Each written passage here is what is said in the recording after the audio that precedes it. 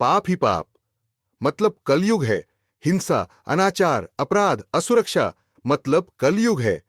रोज कहीं सुनी जाने वाली इन बातों में आखिर कलयुग है कौन और इसकी उत्पत्ति कहां से हुई? वैसे आप चाहे जो कहें, लोग चाहे जो कहें, पर कलयुग अपने सर पर सारा दोष ले लेता है उन समस्त अधर्मों का जो इंसान करता है। पिछले 3 युगों से उसकी तुलना उसको अवश्य ही लज्जित करती होगी, क्योंकि कहा जाता है कि सतयुग, त्रेता युग और द्वापर युग से अधिक पाप, अनाचार इस युग में उत्पन्न हुए हैं और लगातार उत्पन्न हो रहे हैं। तो ये कलयुग है कौन? इन प्रश्नों का उत्तर आपको देंगे पांडवों के वंशज, वीर अभिमन्यु के पुत्र राजा परीक्षित।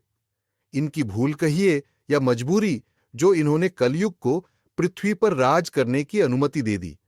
यह हमें पता ही है कि हिंदू धर्म में 4 युग आते हैं। आइए इनकी कहानी से आगे बढ़ते हैं। पुराणों के अनुसार सतयुग में पृथ्वी पर केवल आत्माएं हुआ करती थीं। संभवतः इसीलिए इस युग को वर्ल्ड ऑफ सोल भी कहा गया।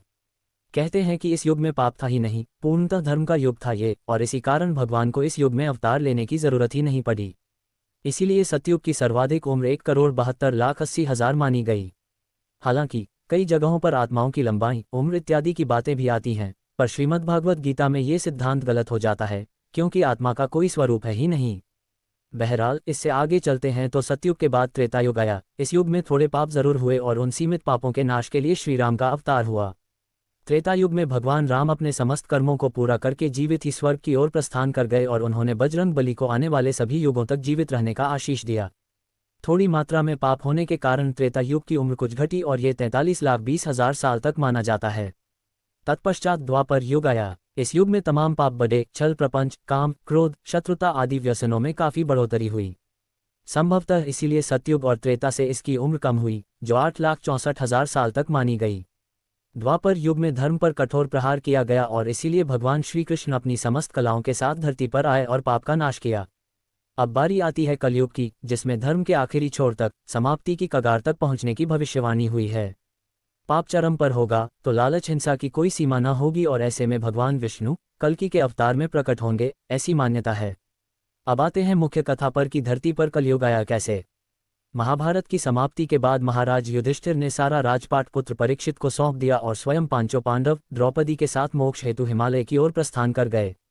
परीक्षित एक सम्राट बनकर अपनी जिम्मेदारी को निभाने लगे। बताते हैं कि पांडवों के हिमालय गमन के बाद मां धरती व धर्म माता सरस्वती नदी के अलग अलग छोर पर गाय व बैल के रूप में बातें कर रहे थे। गाय रूपी धरती बेहद दुखी थी, तो धर्म रूपी बैल ने पूछा कि अब तो महाभारत के पश्चात चीख पुकार, हिंसा, नफरत समाप्त हो गया है, तो आप निराश क्यों हैं? तब धरती रूपी गाय ने कहा कि हे धर्म, क्या तुम सच में देख नहीं पा रहे हो कि तुम्हारे चारों पैरों में से अब मात्र एक पैर ही बचा है? आगे मां धरती ने यह भी कहा कि पहले योगेश्वर श्री कृष्ण के चरण मुझ पर पड़ते थे और तब मैं निश्चित ही सौभाग्यशाली थी, पर अब ऐसा नहीं है।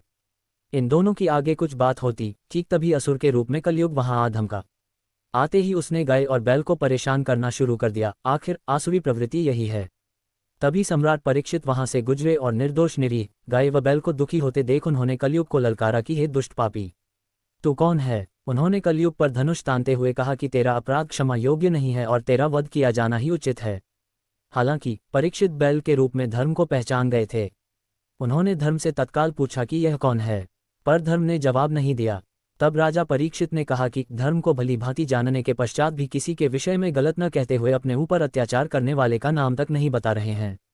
ठीक तभी कलयुग ने पैंतरा बदला व सम्राट के पैरों में गिर गया और अपना परिचय दिया कि वह कलयुग है। धर्मज्ञ राजा सब समझ गए कि सतयुग में धर्म के 4 चरण थे, तो त्रेतायुग में 3 चरण हुए और एक का नाश हो गया। ऐसे ही द्वापर में 2 व आज कलयुग ने एक बचे हुए चरण को भी नुकसान पहुंचा दिया है। ऐसे में क्रोध में आकर सम्राट परीक्षित कलयुग का वध करने ही वाले थे कि कलयुग ने उनके पैर पकड़कर शरणागति मांग ली। सम्राट को कलयुग ने धर्म में ही बांध लिया, क्योंकि शरणागति को शरण न देना अधर्म ही माना जाता था। परंतु राजा परीक्षित बुद्धिमान भी थे और कलयुग से कहा कि अधर्म, अनाचार, पाप, झूठ, चोरी, डकैती, कपट, प्रपंच, दरिद्रता, गरीबी इत्यादि तमाम दोषों का मूल कारण केवल तुम ही हो, इसलिए मैं तुम्हें अपने राज्य में वास नहीं करने दूंगा। कलयुग तब गिड़गिड़ाने लगा और राजा से उसने कहा कि सम्राट, आपका साम्राज्य तो संपूर्ण पृथ्वी पर ही है और अगर आप मुझे ऐसे निकालेंगे तो मैं कहाँ जाऊंगा? मैं आपकी शरण में हूं, इसलिए मुझे कोई निश्चित स्थान प्रदान करें। परीक्षित ने विचार किया और कहा कि जहाँ द्यूत, मद्यपान, परस्त्रीगमन व हिंसा होती हो, वहाँ असत्य, मद, काम और क्रोध का निवास होता है, तो वहीं तेरा स्थान निश्चित करता हूँ। कलयुग ने फिर प्रार्थना की और कहा कि सिर्फ इतना स्थान मेरे लिए पर्याप्त नहीं है। सम्राट उसकी चाल नहीं समझ सके और उसे स्वर्ण में भी स्थान दे दिया। ये सुनते ही कलयुग 5 भागों में बंट गया और राजा के दिए गए अधिकार क्षेत्र में उसका अलग अलग हिस्सा प्रविष्ट हो गया। चूंकि 5वां हिस्सा तो खुद स्वर्ण था और स्वर्ण मुकुट सम्राट ने स्वयं ही धारण किया था, बस फिर क्या था, कपटी कलयुग परीक्षित के स्वर्ण मुकुट में प्रवेश कर गया। चूंकि राजा परीक्षित संपूर्ण पृथ्वी के सम्राट थे, अतः मार्कंडेय पुराण के अनुसार कलयुग संपूर्ण पृथ्वी पर काबिज हो गया। महान गणितज्ञ आर्यभट्ट की किताब आर्यभट्टियम में कलयुग के बारे में उन्होंने 23 साल की उम्र में ही लिखा था कि वह समय कलयुग का 3600वां वर्ष था। शास्त्रों में युगों का आंकड़ा बताया गया है, जिसके अनुसार मानव का एक मास पितरों के एक दिन व रात के बराबर है व मनुष्य का एक वर्ष देवता के एक दिन व रात के समान बतलाया गया है। मतलब हम मनुष्य 30 वर्ष व्यतीत करते हैं, उसके बराबर देवताओं का एक मास होता है। इसी प्रकार मानव के 360 वर्ष, देवताओं का एक वर्ष दिव्य कहलाते हैं। इसी गणना को ले तो मनुष्य के 4,32,000 वर्ष, यानी देवताओं के 1200 दिव्य वर्ष का पूरा एक कलयुग माना गया है।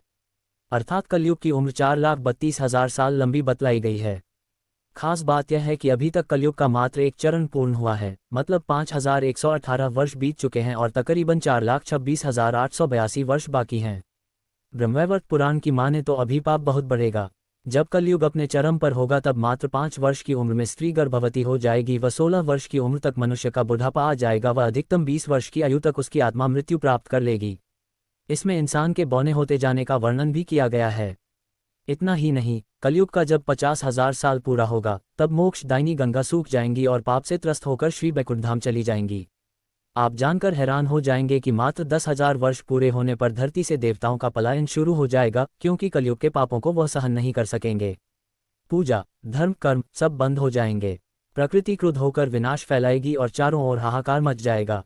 तब नया सूर्योदय होगा। ब्रह्मवैवर्त पुराण के अनुसार ऐसी स्थिति में भगवान विष्णु कल की रूप में अवतरित होंगे। मात्र 3 दिन के लिए धरती पर आकर वह समस्त अधर्मी लोगों का नाश कर देंगे। इसके तत्काल बाद पृथ्वी पर मोटी धार से अनवरत वर्षा होगी और पृथ्वी पुनः संपूर्ण रूप से जलमग्न हो जाएगी। फिर 170,000 वर्षों का संधिकाल, एक युग के अंत दूसरे युग के प्रारंभ के बीच के समय को संधिकाल कहते हैं, होगा और संधिकाल के उपरांत पृथ्वी पर 12 सूर्य प्रकट होंगे। तब उनकी गर्मी से पृथ्वी का अनावश्यक जल सूख जाएगा व फिर सतयुग की शुरुआत होगी। बता दें कि कलयुग के अंत वर्णन न केवल हिंदू धर्म में बल्कि प्रलय का वर्णन कुरान व बाइबल में भी आया है।